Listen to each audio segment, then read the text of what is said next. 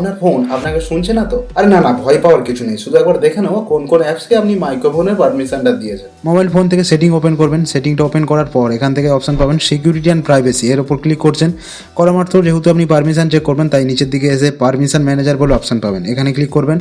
করা মাত্র এখান থেকে আপনাকে দেখিয়ে দেবে আপনার যেহেতু মাইক্রোফোনের পারমিশন দেখবেন মাইক্রোফোন ট্যাবের ওপর ক্লিক করবেন। করা মাত্র এখান থেকে আপনাকে দেখুন মাইক্রোফোন দেখিয়ে দিচ্ছে, অর্থাৎ অ্যালাউ করা আছে কোনগুলো, অ্যালাউ অর্থাৎ যেই অ্যাপসগুলোতে আমি মাইক্রোফোনের পারমিশন দিয়ে রেখেছি তো প্রায় কম বেশি আমি যা দেখছি সব কিছুতেই আমার পারমিশন দেওয়ার প্রয়োজন আছে বলে আমি মনে করছি।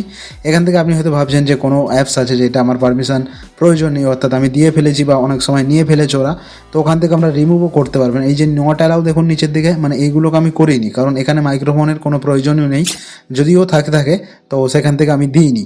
আর এখান থেকে দেখুন আমি যে এই যে এক্স রেকর্ডার, এটা আমি ধরুন পারমিশনটা অ্যালাউ করবো না, ডোন্ট অ্যালাউ ক্লিক করলাম, ডোন্ট অ্যালাউ ক্লিক করতে পারমিশন রিমুভ হয়ে গেল। আচ্ছা আপনি একবার দেখে নিন তো কোন কোন অ্যাপসকে আপনি পারমিশন দিয়েছেন, যদি কাজের না হয়ে থাকে দেওয়ার কোনো দরকার নেই। আর ভিডিওটা যদি কাজের মনে হয় তাহলে ফলো বা লাইক করে দিতে পারো।